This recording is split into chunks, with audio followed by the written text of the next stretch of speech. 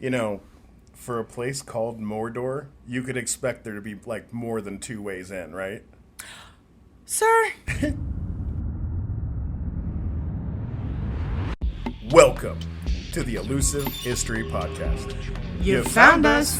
We are a hard-to-find history podcast. Harder to find than love when you're marooned solo on an island. I'm your host. Oh, You were supposed to. I'm your host. She's my host. I'm your host, secret fan of Below Deck and Taco Bell Nachos addict, Lindsay Burnett. And I'm your other host, owner of Ninja Pants and Sentient Spam Folder, Levi Van Scoik. At the top of the show, we like to deal out a little existential warning, and this is that. Some of the stuff that we cover isn't super good for your mental health, so if you need to take a break and go touch grass, listen, we get it. Some of this stuff can be pretty rough. Welcome back, everybody. Welcome back, everybody. How have you been? I am sleeping like a baby. Oh. Like a baby underneath the train platform that's getting mildly electrocuted and shooken around from entering and exiting trains. Oh. It's great. Yeah. Sounds amazing. Yay! It's been pretty much the same here. I mean, we share the same house because we're married, and but I understand completely. I'm right there with you. Yeah. Different schedules, but I'm right there with you. Uh-huh. So she's the day schedule, and I'm the night schedule. Because somebody has to defend us against the dark. The vampires, werewolves, maybe. All of that. I haven't seen one in a long time. Nope, that's because we've defended against it. That's right. They know what's wrong. They do. They see the lightsabers and they go, you know what? I'm going to go over here. No, thank you. Yeah. Mm-hmm. All right. Mm-hmm. So, since our episodes on uncontacted tribes in January... Is it just been January? Just January. It feels like it's been like 30 years. It really does. It feels like we've been doing this forever. So, there have been some new events that have happened that I think need to be talked about. Oh, yeah? Yeah. Should we do like a Robert Stack Unsolved Mysteries update? Like, we need like the dooka update. Like, that's what we're doing. This is an update episode, ladies and gentlemen. And Lindsay, the reason that she's reading it is because she wrote it. So I haven't read this yet, so I'm going to find out as you guys do. It's a surprise update for everybody but me. Yeah. Because I wrote it, so. Right. In the Amazon, on the border of Peru, Bolivia, and Brazil. Yeah, those guys will deliver anywhere. There are roughly 20 uncontacted tribes that live in the jungle. Mm-hmm. So the reason why I'm covering it this way is because I didn't know. I am geographically non-inclined. Yes, right. Yeah. yes, that word. Yeah. So I had to go look it up, and I was like, okay. Well, that's where it is. Mm-hmm. So this will probably already be news to you because you wrote the first two. This densely packed jungle is home to the highest concentration of uncontacted tribes on Earth. Since most of the other ones are on islands. Yeah. Yeah. It's really hard to get to these people. Yes, very difficult. They live in the most remote and uncontacted region, but they are not alone. No? They're faced with expulsion from their land that are being destroyed by illegal logging, mining, land trafficking, drug trafficking, and palm oil farming. Oh, good old palm oil. So, friend of the pod, greed, back in play. Yeah. Well, it never came out of play. No. It's like the tap card in Magic. It's always on. There needs to be a specific name for this. I know, like, greed is one, capitalism, colonialism, but it's a very specific thing that happens throughout every country and for a lot through history, but... What is that? What's the word? No, what happens? Oh. Yeah. Where somebody goes in with more power, more people, more guns, and take over the land of indigenous individuals. It's the neighbor of greed. It's the cousin of greed. Supremacy. I cover this in my first book, Treaty of the Coil.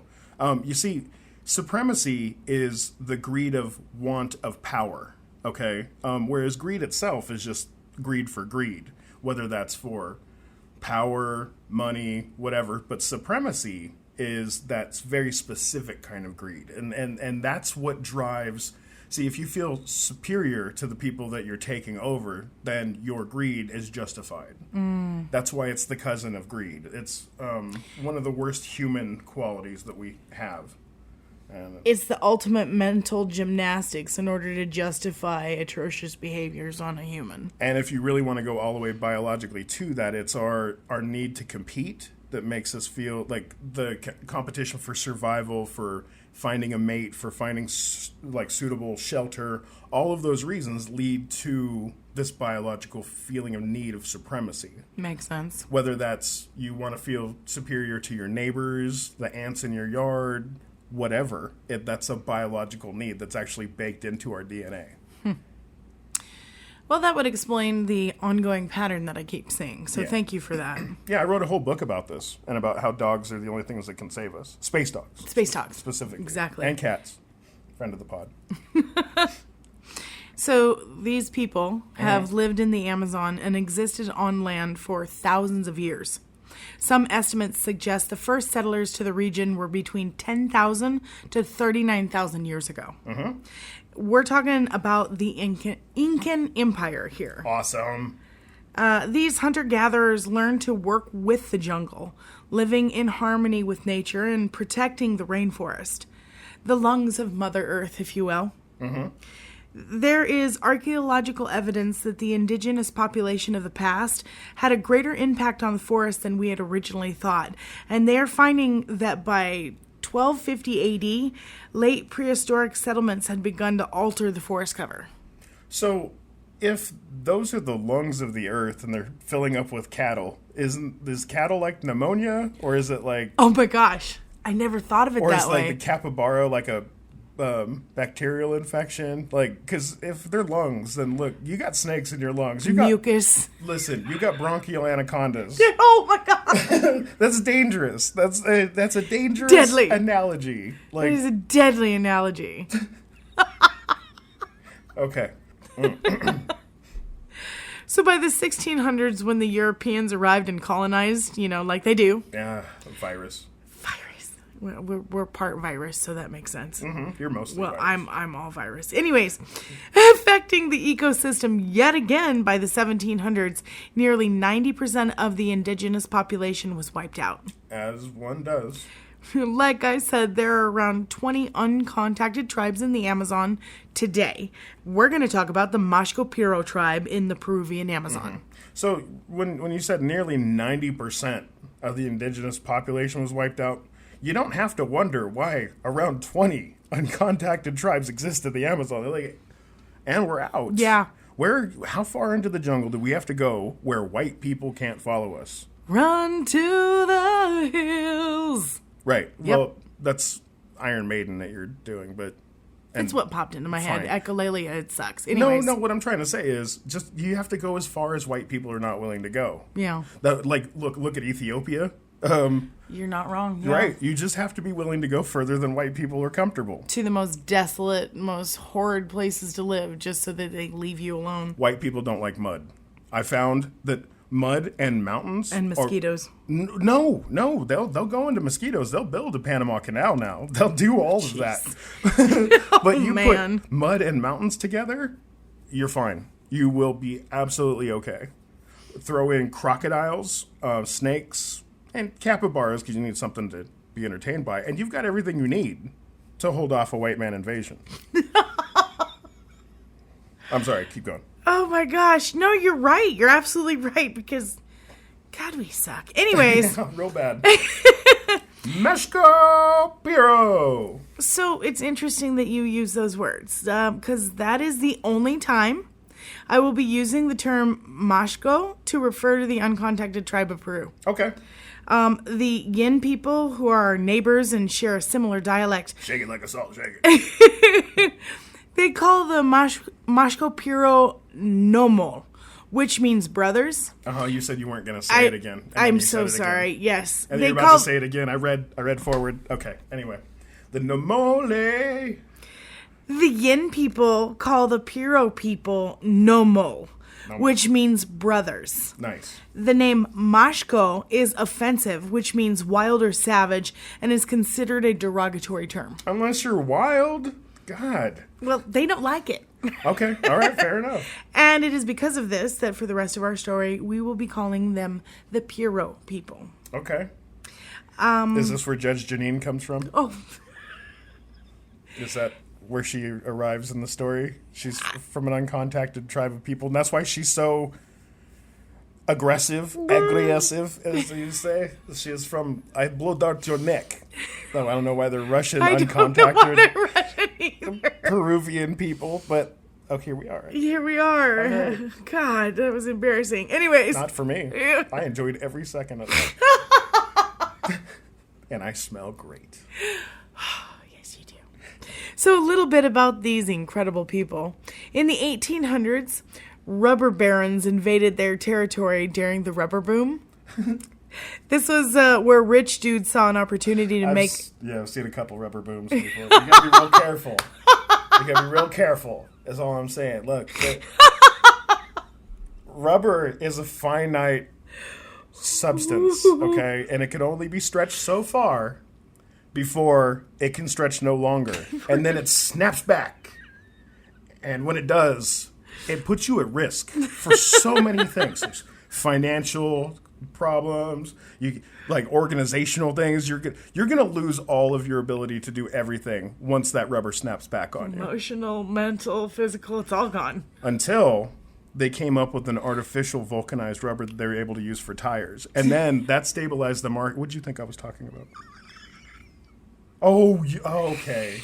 Alrighty, so... Rubber boom. This was where the rich dudes Okay, yeah. This is where the rich dudes saw an opportunity to make big bucks and genocided the locals to get what they wanted. That's what I was talking about. See, those are the consequences. That boom. Not only that, but these strong armed thugs enslaved thousands of indigenous people on their land and forced them to produce rubber that would be shipped off to industrialize the world. The Pierrot people have a brutal history, and I can understand the desire to run away into the jungle to survive. Yes. Like I said, just get it far enough that white people are uncomfortable, and you're fine. Like I said, crocodiles, snakes work, capybaras, mountains, mud. Lots of spiders. Oh, quicksand. I don't know one white person that does not have an unjustifiable fear of quicksand. I think everyone that grew up in the 80s has an unjustifiable fear of quicksand. No. I have never feared quicksand in my entire life. I've always been like, dirt ain't gonna kill me unless it's a rock slide or some stupid shit like that. But sand? You're gonna die from sand? Really? Sinking sand, no less. Well, this is the other thing. This is why I look at the ground. Like, when we're hiking and I don't trip over all those rocks that you do, is because I'm looking for quicksand. That's what I just said. I'm not afraid of it. I want to see it. I want to push things into it. You're like, I'm looking for it. It won't be quick for long. Listen, there's rocks around. There's trees. Like, what else will it eat? Listen, the first time I found out a toilet would swallow just about anything, hours of enjoyment. Imagine if I found a quicksand pit. Oh, you're a treasure. That's what I'm saying, okay? It's not something to be afraid of. And if you do die by quicksand, I apologize for your lack of observation. Lord. Yeah. Okay. So, while thousands were enslaved into rubber production, some, like the Pierrot people, escaped deep into the forest. Don't stop me. I did that on purpose. Get it. While thousands were enslaved into rubber production, some, like the Pierrot people, escaped deep into the forest where they lived in peace. Until recently. I blame helicopters. Pretty fucking close, actually. What, did I get there too quick? No. Because the Amazon has so many drones. Oh, wait, we're talking different Amazon. Sir? Okay. No, not the company. I know. You're such a butt. Remember, I'm the guy that knows about the archer fish. Yeah. That's right. So, the Amazon jungle That's right. has resources... The non-Bezos Amazon. Hopefully. I'm sure he's touched it too. I mean, if you're palm oil, he's got part of his bald hand in that. Oh yeah, his greasy palms all over that. Yeah. And then Space bald. What's up? the Amazon rainforest has resources like old growth trees and fertile land to grow things like palm oil, which we were just talking about, and logging, Two things which the companies say are sustainable. But is it really? No. The Piro tribe was recorded June 27th, 2024, on a sandy bank on a remote river called the Las Pedras River in the jungle region of Madre de Dios, near the border with Brazil. Oh, okay. I have no idea where that is, but apparently was important because... So, you remember that guy that took the people through he was on that expedition? We watched that crazy expedition, right, yeah. That was right around the time where that's the place where he got off the trail. At the reserve, because they were in the way of the reserve. Which was the Piro tribe. Oh. See? Sorry. Nice crossover. Thank you. I appreciate that. It's Expedition from Hell. It's on Max. And it took him months to hike in there. Fucking months. Slidey, slippy, fucking the grass. The grass that was like 20 feet tall. I want that. That kind of grass I want for my front lawn. You're insane. No, take that, HOA. But yeah, no. That makes a lot more sense. Thank you for putting that together with me. That's what I do. I make fours. I put twos and twos together, and I make fours. So there's a video you can see out there online that has around 50 men and women and children that are up and down the riverbank gathering resources like branches to make temporary shelter.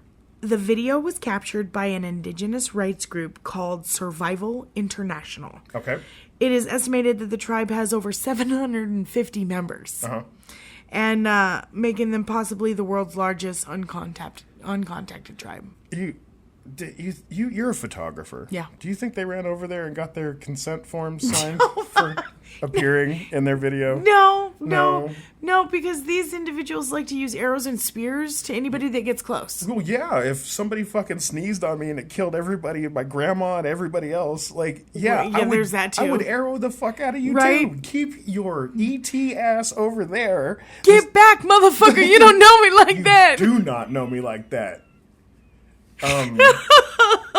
Shit, I do that with my neighbors. I'm like, do not sneeze around me. Do not get away. I will attack you violently. No, not really, but I would if I talk to them. I say hi to them. I'm very cordial. You are off-puttingly cordial. Okay. Yes. Yeah. Yes. So. Hello. So why were they building temporary shelters and gathering resources instead of hanging out on their ancestral lands? Because they were displaced by probably logging or like some sort of other horrendous... Yeah. Okay. Yeah, you remember the scene in the first Avatar movie where the colonizers took their machines and went to the forest to mine? Yeah, I wonder where they got that idea. How there was devastation wherever the machines went. Also, Fern Gully. Yeah. Oh, yeah, that. Yeah, that's kind of what's going on with the Piro people. It's never stopped. That's what the Fern Gully was supposed to bring everybody's attention to. Well, that was one of my favorite movies growing up, and my brain did not connect that one, so... Oh. Yeah. Okay. Yeah.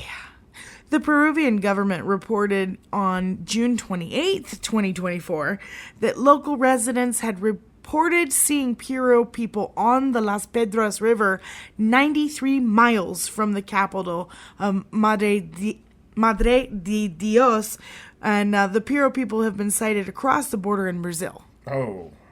So, I've hiked with you across the Appalachian Trail for about 100 miles. More. Give or take, yeah. And that was not in jungle. That was a maintained trail. Some of it was Seemed in like jungle. It. Okay, no, some of it was in what do they call it? Arboreal jungle. Especially some of the parts of the 100-mile wilderness that we went through in Maine. Yeah. Are technically jungles. But it still was a maintained pathway. Do you not remember the 12 miles we had to do? Where we couldn't figure out which tree was which, yes. No, where everything was flooded. Yes. And we had to walk through the water. I remember that. Yeah. And, oh, my God. Yeah. So we bought these Crocs. Remember those Croc sandals? I love those I've never things. seen those things again. But those things saved us on the Appalachian Trail because saved us blisters, saved us impassable. Yep. This trail in northern Maine is impassable unless you have the right footwear. Unless you have, like, I don't know, you can, like, George of the Jungle swing from tree to tree. Yeah, no, whoever has that energy. I do. So, yeah. So, the Piro tribe, after surviving so much over 100 years, now face logging, which is forcing them off their land. But this is something the Peruvian government has not only known about, but allowed. It's not a bug, it's a feature. Exactly. In 2002, the government responded to lobbyists by local indigenous organization FENAMAD. FENAMAD. Created the Madre de Dios Territorial Reserve to protect the Piro forest. You almost called it. To protect the Mashco Piro forest. Sorry. Oh, you did it again. It's the name of the forest. Drink. I had to say it that time. She said she wasn't going to say it, but she's lied to us 3 times now. I'm sorry. It's the name of the forest. Anyway. Oh, she actually wrote in the script, everybody. She did write to apologize. So, it says right there. Sorry, it's the name of the forest. Yes. Just keeping everybody appraised of what's going on back here in the studio. Thank you for that. You're welcome. So, this forest stretches across several river basins. Sean Connery. This forest stretches across several river basins near the Brazil border. But the reserve only covers a third of the area originally proposed, leaving a large section of their land unprotected and outside the reserve. Oh, man. To add insult to injury, the Peruvian government sold off much of their area as logging concessions. Without probably even telling them, so they got woke up by bulldozers. Pretty damn close, yeah. Giving the logging companies the right to fell mahogany and other hardwoods there for over a decade. I'm not from Vegas, baby. What kind of con do you think that is? Yeah, bait and switch, Ponzi. I think it's like the Neapolitan ice cream of scams there. So it's multiple scams all in one? Okay, so they're selling. So the Peruvian government sold leases for timber to these unscrupulous companies that then hired local talent, meaning the local people, to go in and chop the trees down. Now, so they're probably having to build roads, which means somebody else is scamming them on that. Yep. And then there's probably also some sort of equipment rental, because it's really hard to get equipment into these areas. And also helicopters. What's up? Don't forget that the locals around this area they're pretty much not paid much anyways. So this is a lot like oil or any other venture like this where they pay really good for the area. So if they don't use it for palm oil, then they bring in livestock, which has its own fucked up issues. And so no matter what, it's either... So it's like paper, rock, scissors, but all 3 will kill you and give you cancer. So, okay. It's kind of like they're taking a page out of the Book of the United States with their treatment of the indigenous population of this land. Baby, I hate to... Who do you think these companies are? Well, we're going to get to that. Hold on. Yeah, this is us. Hold this on. Is we. We are them. This is Hold us. on. Okay. One of the biggest concessions is operated by a logging company called Canales Tahanamanu. Canales Tahanamanu. Yes. Why is that so much fun to say? I apparently can't speak. Tahanamanu. Yeah, so their operations are certified as sustainable by the FSC, which is Forest Stewardship Council, which ironically, their whole goal is to ensure that forests are managed in a way that provides environmental, social, and economic benefit. If you bring up rakes, I'm going to get really upset. You say, because listen, as somebody who has Finnish blood, and my Finnish grandmother out there raking the forest to keep them from catching on fire. Anyway, sorry. These are them. These are they. You might as well have fucking PG&E fucking being in charge of this. Right? Ow. In a clear violation of its own regulations against logging on indigenous territories, they certify the Canales Tahanamanu to clear-cut mahogany. Hey, Levi, with your background in botany, how long does it take for mahogany trees to grow to its average of 75 feet? Is it quick like bamboo? Yeah, super quick. It's like that's what makes hardwood, right? God damn it. Oh, Yeah. How long does it take? it takes about as long as redwoods take to be able to drop pine cones. How about that one? It's about 100 years. About 100. God, About 100 years. 75 if you're lucky. And some of these can get to like, what, 100 feet, 150 feet? Like, they can get to be, right? So that would be like somebody coming in here and cutting down the sequoias or the redwoods instead of the Bradford pear. Listen, if you're going to log something, log this. Log the Bradford pear. Just go after it. Or the blue gum eucalyptus. Go ahead and log the shit out of that to your heart's content. Yeah, exactly. I fucking hate it here. So their idea of clear cutting these trees on indigenous land and taking 100 years to replace it's sustainable. Yeah, and for that 100 years, they're just going to grow palm oil trees. That's laughably contradictory. Yeah. It's disgusting. Oh, you mean like the toilet paper? Yeah. Yeah. Old growth forest just gone to wipe our ass with. Just to give ourselves PFAS in our buttholes. Because we won't use water. Like, Which wow. also has PFAS. Well, yeah, now, anyways, okay. I digress. We're aliens. We're all aliens. We're a virus. Okay, go ahead. As always, with many greedy fingers in government, come cover-ups. In September of 2007, a plane chartered by the Frankfurt Zoological Society, checking for illegal loggers, flew over a remote part of the southeastern rainforest when they came across a group of 20 or so Piro people fishing on the riverbank. Of course, the Zoological Society reported their findings, and just 6 weeks after the sighting, Peru's President Garcia wrote in a newspaper article that the uncontacted tribe had been, quote, created by environmentalists opposed to oil exploration. Oh, God. Hold on. Did you just say the two nastiest words in the human language? Yeah. Okay, so...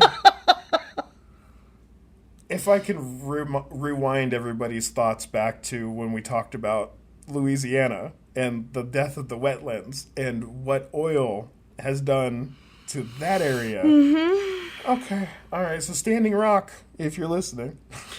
There's so many things. Oh my God, this is so bad. Anyway. Yeah. Also created by environmentalists, like, so they're pulling the crisis actors thing card? Created by environmentalists opposed to oil exploration. Yeah, you like, keep on cursing at me with those two words. Like, they were looking for loggers, and this hose over here being like, you don't like oil. Yeah, they hired crisis actors to go out into the jungle. This is what President Garcia is trying to say here. That they're created by the environmentalists. So taking a page out of Trump's book, who absolutely fucking hires actors to go to their rallies. Like, just check out Craigslist. Yeah. Anytime there's a rally, anytime around, just check out Craigslist. It's crazy. I've seen it. Anyways. But the point is they're trying to fake news their way out of it. I fucking hate what we've done to the world. It's the same old playbook. It's DARVO. Deny, attack, reverse victim, and offender. I was thinking you were talking about the country where they have like the G7 summit. That's Davos. No. Very nice. But no. Okay. DARVO is a psychological way of being, a way of doing that dark triad narcissists, psychopaths use to flip the script. I thought there was going to be a squid involved, and I was like, hell yeah, flip that squid. Whoop, whoop. Anyways. No. So they flip the script in order to confuse the individual that they are actually victimizing. Shake the table. And look like the victim themselves. Exactly. The Piro people are, like I said, hunter-gatherers that just want to exist in peace. Like everyone. I can't say I blame them at all. I find myself wanting to run away into the forest almost on a daily basis. No, you don't. Yes, I do. Do you remember how freaked out you were hanging in a hammock? Complete difference. Okay. Complete difference. All right. I don't want to talk. No! Is that a bear? Look! Is that a bear? Is that a bear? Is that a bear? Is that a bear? I still dealt with it.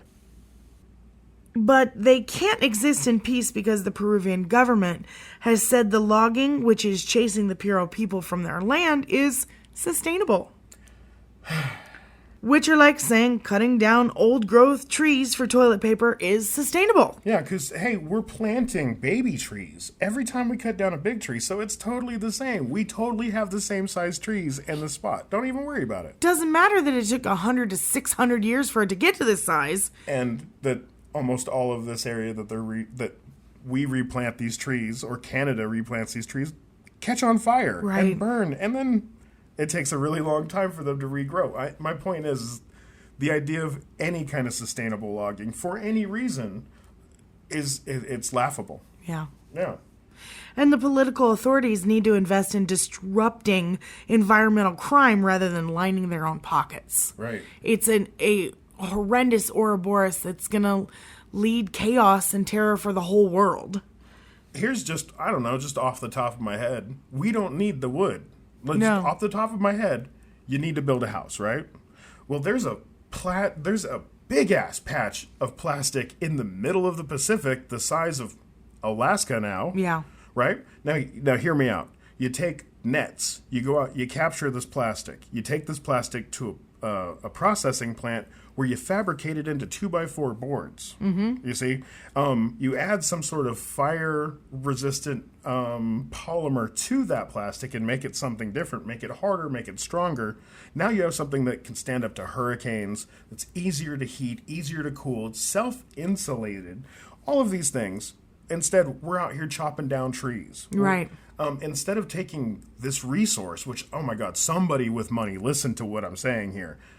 Go out there and start a gold rush of the plastic that's in the ocean. No kidding. Because you literally could build skyscrapers with the amount of plastic. Like an entire city worth of skyscrapers out of the amount of plastic that's in just the Pacific. Not to mention the Atlantic or the other plastic patch that's showing up on the Pacific coast of South America in the dead calms. Yeah. Why we keep on cutting down trees makes zero sense to me. And all of those reasons and more. There's enough CEOs with mahogany office tables. Yeah, let's just go ahead and stop. Don't need any more of that. Stop and call those the winners. You did it, guys. You won capitalism. Yeah. That's it. All the mahogany tables that are in existence now, grandfathered in. Any ones after that, somebody needs to get human urine thrown on them. There used to be moratoriums on certain wood types, like And whales. I'm speaking about wood here, okay? Yeah. Strictly hardwood, but no. My dad had a guitar that had some sort of wood that apparently was outlawed to be able to be brought into the but anyways. Okay, fine. I thought it was funny. It's the saintly guitar. The point is there used to be stuff like that. I don't know if there is, but if they put stuff in existence like that, like, okay, everything else that's been... You mean like redwood? Yeah, just stop. Or rhino's horns, or I don't know, any of those things. How about palm oil? We should just attack that. That's another problem because it's used in sweeteners and lotions, conditioners, Plastics, Yeah. everything. Everything has palm oil in it, and it gets into our water supply. It gets into our sewers. It's a nightmare. It does not go away, and then it like leaches all of the minerals out of the ground. So if you try to plant anything after palm oil, like it's done. And the crazy part is they're only planting it because it's cheap for them. There are so many different sweetener choices out there. Right. You know, even monk fruit. Believe it or not, monk fruit is a sweetener. Regardless, the point is. Oh, I've never heard of monk fruit before, and I'm like, oh, does it chant? Is it a chanting fruit? Okay. All right. So Does it make coffee? No. Because the Capuchin monks are the reason we have cappuccinos. Also, the color of their robes was brown, which we also get the word cappuccino from. Fabulous. Yeah. Just a little coffee history. Well, thank you for that. Yeah. Also, the Capuchin monkeys are named after Capuchin monkeys are named after the Capuchin monks because of their hood. Oh, for heaven's sakes. Yeah, so there's the triad right there, the dark triad. Which came forth, the monk or the monkey? The monk. Well, Because the monkey was named after the monk. And the cappuccino is named after the monk also. Oh my gosh. The monk is the dinosaur here. You know, like you always ask me. Monk, monkey, or mocha? Oh my god. Boom. Talk about, there's your triangle. Conspiracies, man. All goes back to those damn monks. You had to bring up monk fruit. And So- now we're back. Welcome back, everybody. Welcome back. Oh, long trail. So there's some good news. Oh, perfect. There have been 5 reserves created for uncontacted tribes, but there are 6 more that are unprotected. Oh. I hope they don't, like, funnel them all into one area and call it, like, I don't know, Oklahoma. Okay, sorry. It's funny that you mentioned that. However, like in America, the reserves don't really mean the indigenous people get a say on whether the government leases off the mining or logging rights to massive companies. Oh, like uranium mines. Like in on the Navajo Nation. Arizona. On the Navajo Nation. Yeah. Yep. Oh. Yeah, you can live on the land, but we own what's under it. So move over while we... Hey, you have to go, listen, you have to drive 75 miles into town to get water. You can't drill for the water that's right below you in the water table. That's not yours. That's not yours. No, you have to pay for the water. God, I fucking hate it here. Yep. So between 2001 and 2020, there have been over 3.5 million hectares of land clear cut. So for comparison to size, for people out there that can't imagine that, just like me, that's an entire country of Egypt or Kazakhstan. Clear cut of old growth life. 3.5 million hectares. Isn't that like Kansas? I looked up countries. Texas. Oh, yeah. Okay. No, I looked up countries. So Egypt or Kazakhstan were the 2 countries that had 3.5 million hectares exactly. Okay. So, yeah. That's a whole bunch of air that cuts out carbon dioxide. That comes out to 4.4% loss in 20 years of the Amazon. Wow. While trees do in fact grow, some of the trees take 600 to 700 years to reach the places that they're at right now. Not to mention all the smaller plants that are decimated to get the big trees they clear cut. And what that does to the soil life as well. Yeah, wow. That's bad math, Morty. Real bad math. The land that's being logged by the Canalis Taranamanahu, whatever, fuck them. Fuck those people. I no longer want to sing their name. They have clear cut a wide swath of the Puro people's land, which in recent years have been set on the banks opposite settled communities of related but contacted peoples, the Yin. Oh, so now they're grouping them together. Just Oklahoma. Exactly. So they did their own Trail of Tears. Exactly. Fuck this place. But they were already pretty much in that area, so they basically just, well, kind of like the Navajo lands. Like, we don't want this area, it's too difficult. Spoiler alert, next steps is the Trail of Tears, a forced march migration to an area that they say, hey, you can come live over here and nobody will mess with you. And then a whole bunch of people will die on the way. Mm-hmm. Well, I mean, if they do it the American way. Mm-hmm. I'm just saying. Yeah, well, so right now they're next to the Yin tribe. Mm-hmm. And the Yin's language is similar to the Puro people and can sometimes communicate when the Puro people emerge seeking food and supplies. Oh, like in that documentary. Exactly. The whistles. Okay. Yeah, and that's actually one of the things I'm going to cover here. The Yin people often hear the Puro people before they see them because they whistle before they come out of the forest. Actually, I have that sound here. You want to hear it? I do. Okay. I want to see how close I was to doing it.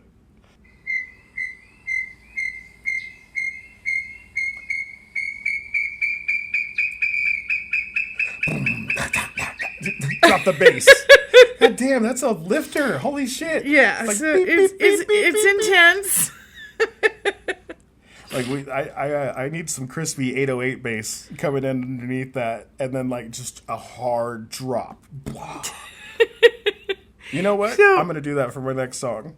So that's quite a call, though, isn't it? It's like to let people know, yo, I'm stepping up. You better just fucking beer. They sound like a fun people, actually. Like, oh, the party's here. But then again, but it's the opposite of the party's here. It's run away. That reminded me of like the whistle in Tijuana of the Tequila Man.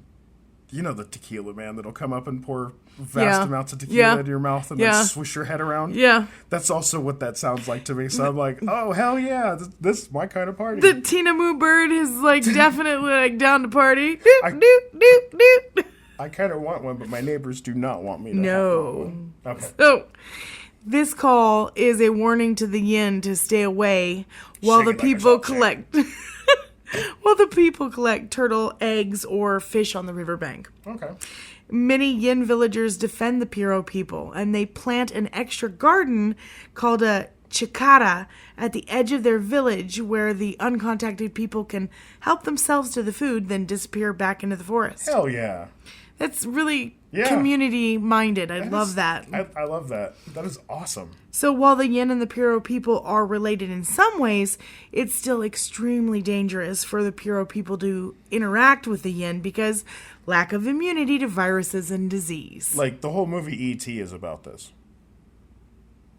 How so? You remember E.T. gets sick from being around all these uncontacted people. No, It's a reverse E.T. It's a reverse ET. Yeah. Ugh, God. So it makes it dangerous for the Piro people to navigate a jungle that is shrinking and snuffing out their way of life. Yeah. And imagine the kind of viruses and bacterias and funguses that are going to get released we don't know what they are because we can't go into the jungles Right. we've never gone into, that they're releasing into the biosphere that we call the planet. Out there cutting shit down. And, Yeah. Like, we were all worried about them digging up, like, ancient pharaohs and shit like that, but you want to talk about a curse? Get Or a mammoth bones, yeah. Get a fucking fungal infection, and you want Yeah. to talk about a curse. Yeah. They go home with that, yeah. One of the things I personally found fascinating is the rainy season there. Oh, yeah. When the water levels are high, the Piro people live away from the rivers deep in the rainforest. Mm-hmm. But in the dry season, they live along the riverbeds and fish. Yeah.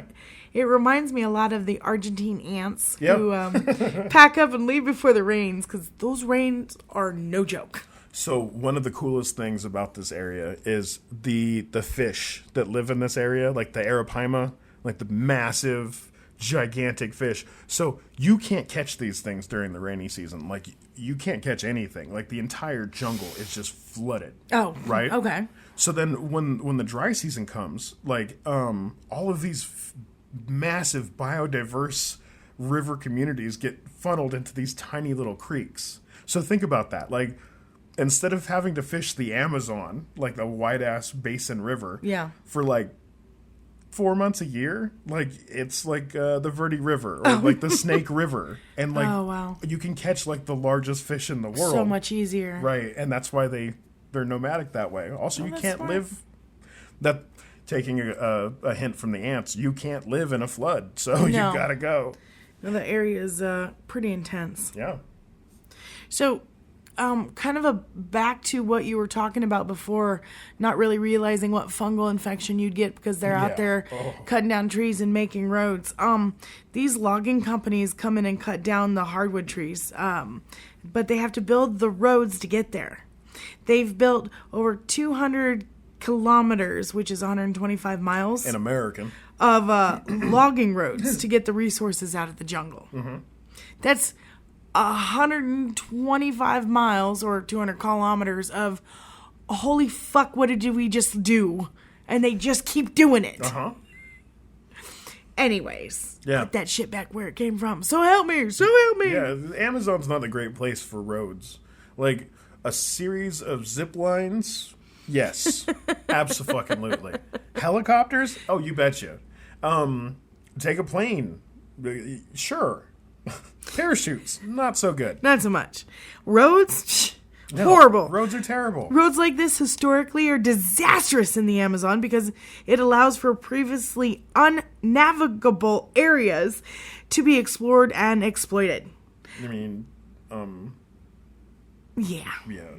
colonize A lot of, shit. yeah. Yeah. Okay. Genocide, all that fun stuff. Hey, I'm sorry, we have to turn your ancestral burial grounds into a pull-off lookout, and we have to, Yeah. Right here. just to quote Arizona. Yeah, Yeah. pretty much that. Yeah, Right, okay. because the loggers that are building the roads and clear cutting and stuff, they also don't report sightings of the Puro people for fear of being shut down. Yep. Because they need that money to feed their family, and it's just the cycle continues. So, a Puro man told a Yin villager that, quote, the men who wear orange are bad men, end quote. The loggers wear orange. Uh-huh. It's weird how it doesn't matter what country it's in, exploitation has a theme. You know, you gotta wonder what their word for orange is and whether or not they can rhyme it with other things. I bet it's more original than orange. I don't think there's a more original word than orange. It's like, awu no, like...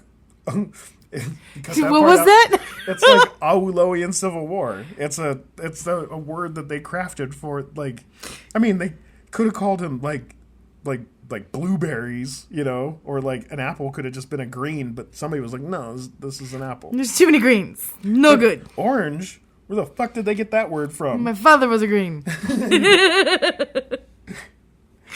Oh, God. So during the height of COVID, the Canales de Hanamanu fucking logging company illegally cut down mahogany on Puro land and decided to throw its money dick around and take Finamad to court after they made a statement criticizing Canales de Hanamanu and the way they exploited indigenous land.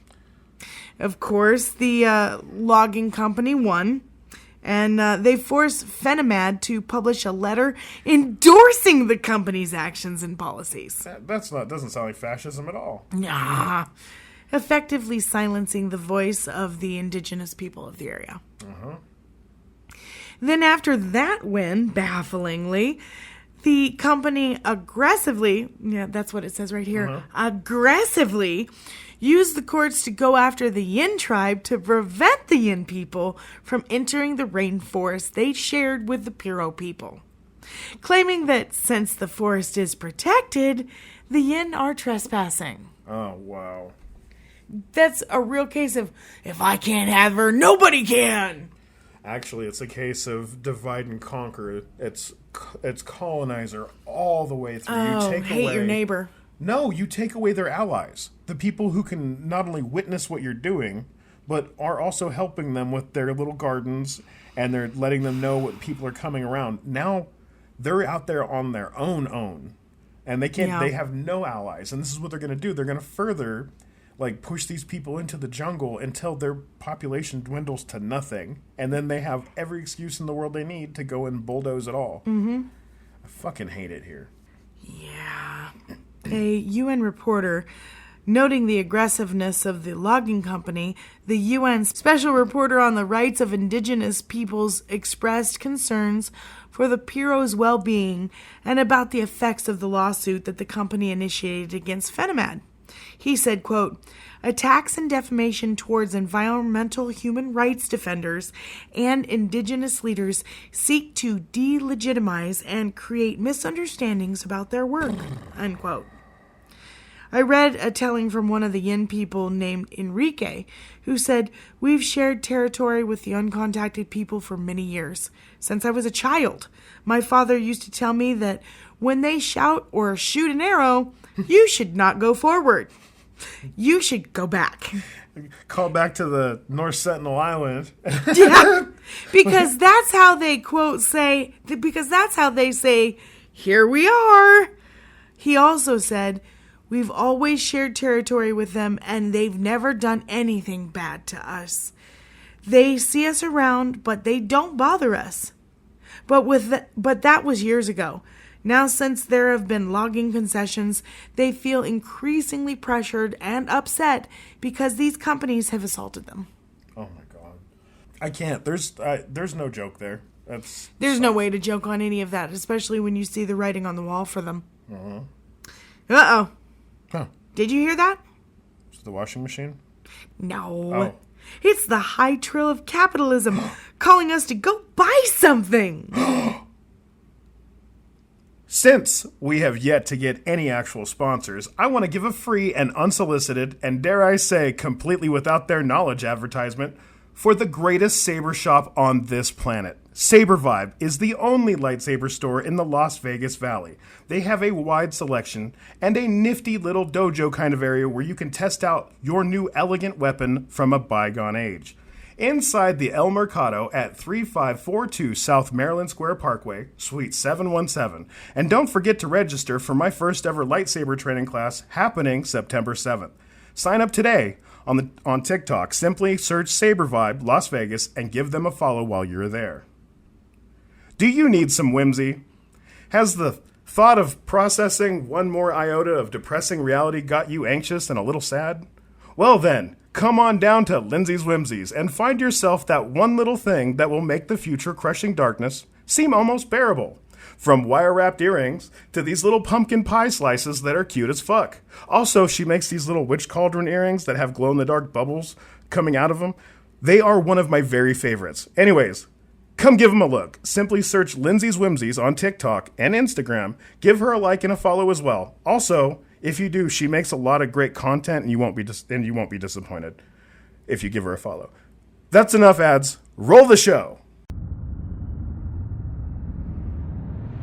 And we're back. You found our podcast. We did our absolute best to try to hide ourselves from you, mostly because of all the diseases and the nightmare of your culture. But now that you have found us, and you have discovered that our entire culture is built around the Karmic Suggestion Box. Blam, blam, blam, blam. This is the part of the show where we like to ask Karma to fill in the gaps of justice in whimsical and hopefully hilarious ways. Then we like to flip around real quick and do a crazy Ivan Boop, boop. into Good Karma, where we like to ask Karma to do something good for someone who is doing good. For my karmic suggestion, I would like to target all of those people making life for these tribes difficult for no other reason than greed.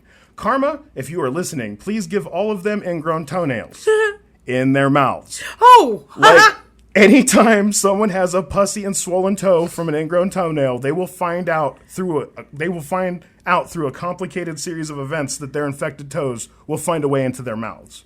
Bonus points if you could make it so that more than one toe owner at a time could be serviced. Just saying. Like pustule toe Like suckers? 5 or 6 toes. Like they can't breathe because they suffocated by ingrown toenails.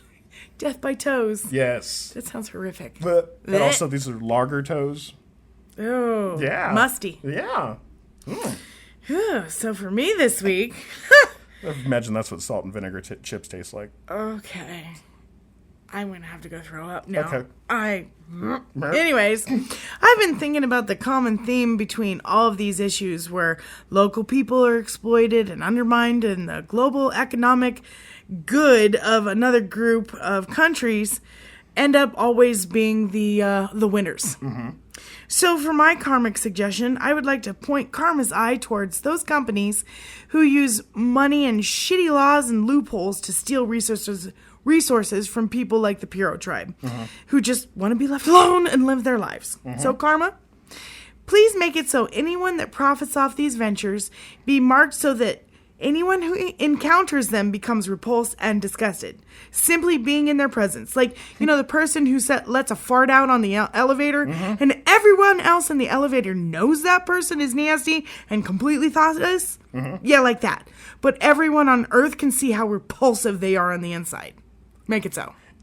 I am 10 out of 10. I am for this, but also I like that independently we diverged on this one single karmic point today. Yeah. So that we're targeting the same people. You realize we're targeting the same people this week. I just now realized that. Yeah. So they're going to have ingrown toenail mouth and people are going to know they're repulsive. So they can't talk. Yeah. Be like, yo, you're nasty. But also you got feet in your mouth. Right. And you gross. You gross. For my positive karma this week, I want to highlight first 2 people, then a business. The 2 people are Juan and Marisol. Okay. They are incredible people with an incredible dog named Tano. This is true. And I would like to ask Karma to make it so they accidentally find the world's biggest gold nugget. Oh, heck yeah. Just walking around. And then somehow, because of a fluke of zoning laws, they get to keep all of it. Sounds good to me. And instead of melting it down, they're invited to go on a series of speaking tours about the nugget that nets them a value at least 30 times the nugget's original value. Also, Tano should magically gain the ability to chew on rocks without hurting his precious mouth. So a magical rock tour. Yes. All around. All around. So let it be done. You just I slapped. slapped the shit out of the mic being dramatic. And now, the last part of is the business I want to highlight. Okay. I want to ask that Karma brings a tidal wave of positive reviews and new customers to the only lightsaber store in Las Vegas, Saber Vibe. Yes. Which, coincidentally, owned by the two amazing people I just mentioned. And those new customers and reviewers should also get the power of flight for no less than 37 minutes apiece. So let it be done. Let it be done. Mm-hmm. Shout out again to Juan and Marisol. Hell yeah. And Tano. And Tano, yes. So for me this week, I would like to talk about the single moms out there who are going through it and still around fighting. Hell yeah. I know 5 single moms right now who are having a really hard time keeping a roof over their heads, food on the table, and enough to sleep to stay sane. Mm-hmm. These women are warriors who are battling every day for their safety and comfort of their children. Karma, for these women who fight tooth and nail every day for their kids, please give them the ability to manipulate energy so that they can provide for their family. Kind of like the Scarlet Witch without the psychosis. Oh, so just telekinesis. Well, I was thinking energy manipulation, but yeah, I guess telekinesis works just as good. Well, both. Yeah. They should get lightning. I mean, because why not? They should be able to, like, whatever ambient energy and telekinesis. Yeah, that. Exactly. Yeah. So let it be. So let it be. Also, they should also get 3 minutes of Hulk time. And what I mean by that is... What? They should be able to go and smash a moderately sized city with no repercussions. Oh. You know, because it was somebody else. So big Hulk energy. Yeah. Yeah. Without the scary psychosis of the Scarlet Witch. Right. Oh, so just be able to be mad like a man. Gotcha. That sounds good. Yeah, everybody should... Listen, I have been very privileged to be born with the genitals that I was. And let me tell you, having a male-sized temper tantrum, everybody should get to experience this once in their life. Like, you know, not like somebody named Kyle, like, punching a heart into a drywall. I'm saying, like, you know, like where you got to kick a rake and throw a bottle at some stuff. And then the observers simply observe. They don't step in and go, now, you're being hysterical. Calm down, shh, now. You need to smile more. Yeah, no, none of that. They just go, God damn, he must be going through something, He is going through a hard time. Let him do it now. Let him do it. Boys gonna be boys. You got to get that energy out somehow. What I think is funny is that there's no destructive energy, like, activity that women are allowed to do. No. That's bullshit. Yeah. Like, if RFK can have falcons, you guys should be able to do something. I mean, that man should not be allowed to own any animals. Yeah, no. Anyway, my point is... Especially considering, wasn't it his sister that was lobotomized for being crazy? I mean, it was one of the Kennedys. Or I'm sorry, maybe her cousin? I am not a Kennedy historian. I think it was his aunt. Regardless. It was RFK's aunt. Yeah, it was. Regardless of that's exactly it. When the woman goes out there and does like the man does, that's it. Well, you cannot. Listen. Stick a pin in it. You do not have a sex drive. That is hysteria. No. You need to go. Yeah, we need to. Give me that screwdriver. I need to just... Your frontal lobe is a little... Hey, we're going to tap it in. Under-processed. We need to process that frontal lobe a little bit. Move your left eye for me, please. Thank you. Stirred, not shaken. Oh, my God. Get the hammer. I'm sorry. I wish any of this was, like, fictional, but that actually happened. That actually fucking happened. It actually happened to a lot of women, actually. Yeah. Also, the birth of the vibrator because of the hysteria. So, okay, I guess there is a culturally acceptable... You're allowed to have a temper tantrum. When you have a penis. No, with your genitals if it's a vibrator. Because remember... Oh, that's... yeah. Okay, and on that note... No, I'm kidding. The hysteria movement was birth of the sex toys, which is hilarious. You know, we should probably do a coverage of a history of that. Yeah. That would be interesting. It was female mental illness that led to the rise of... Which was literally just male misogyny because they wouldn't fucking listen to what was going on. They're like, that's it. You have to masturbate. Yeah. But as a matter of fact, you have to come into the doctor so that he can use his fingers so you can masturbate. Because you can't use your own. No, that's ungodly. It's ungodly. Oh. But also, you're crazy woman. Oh, my God. Yeah, maybe we do need to do that episode. Yeah, I think we do. Yeah. See, this is why aliens won't contact us. They're like, you guys are weird. I've just always assumed that our planet was too toxic for them to land. That's why they're flying objects. I'm sorry. UAPs. We've been over this phenomenons. These phenomenons can't land on the planet because we're too toxic. It's all lead and mercury and PFAs and plastic. Do you think they want plastic in their testicles? I don't think so. Have you seen the size of alien testicles? Because I haven't. That place, I can it's a only guess shitbox. how big they are. They fill up with plastic quick. Oh my Just saying. God. I can't. So I am approximately 11 ninjas on Xbox. Yep. I am now a bitch who has a Twitch. I am 11 ninjas. Baby. Yeah. I'm 11 ninjas on Twitch.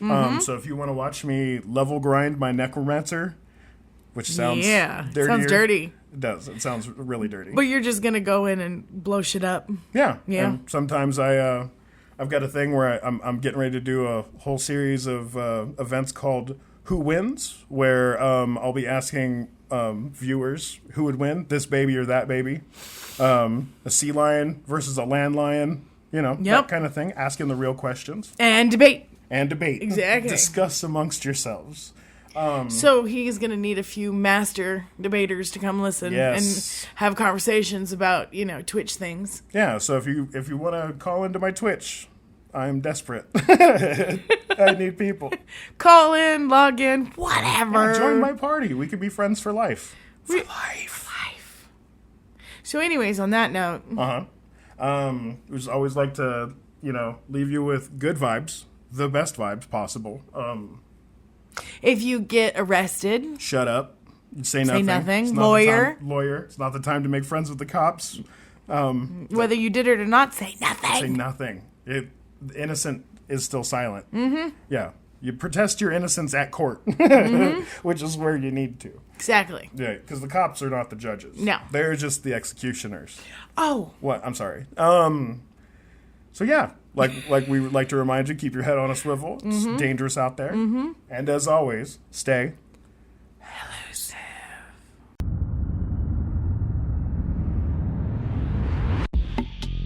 Elusive History Podcast is written by Lindsay Burnett. Music by Levi Van Scoik. Produced by Lindsay Burnett. No ghosts were harmed in the making of this podcast. You did that last time. I'm going to do that every time because we don't hurt any fucking ghosts.